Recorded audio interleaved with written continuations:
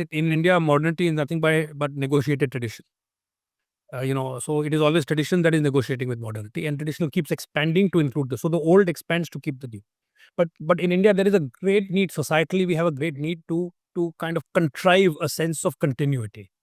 And to me, that is the underlying need. The underlying need is that we are not a society that likes rupture. We are a society that likes continuity, and we make things continuous. So the classic example is the love marriage, right?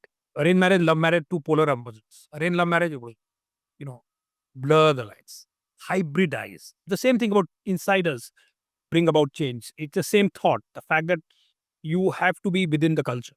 The culture will expand. Anything that is new in its pure form will be allowed to exist, but at the periphery.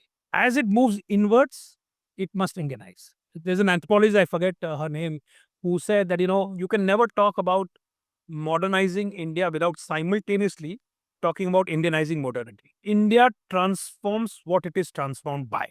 So fundamentally, that is a two-way relationship. It's never a passive receiver. You are always a modifier. What you do is that you include it within your framework. So I have several kind of examples that I keep quoting. Electric diya, for instance.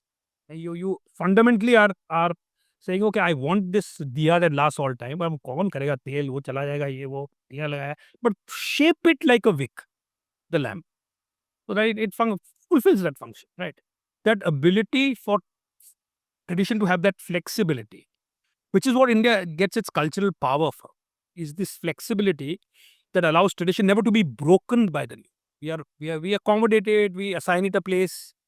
So, for instance, there is this apocryphal story told in, I think, a preface to one of Ashish Nandi's book. When the Christian missionaries went to the Aztecs and they invaded the Aztec priests were given a choice: convert to Christianity or die.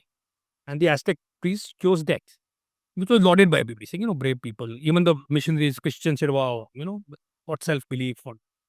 And he said that had the same thing happened to India, in India, not only would the Hindu priests have quickly, transformed into, and converted to Christianity, they had also composed a few hymns to praise Christ. No problem. But in a few years' time, their version of Christianity would be revealed to be a minor variation of Hinduism. And this is what you see. You see Christian caste churches in Kerala. You see lower caste churches and upper caste churches. You see, so many people from other religions talking about they were Brahmins earlier before they converted. You carry caste with you, even in religions that don't have caste.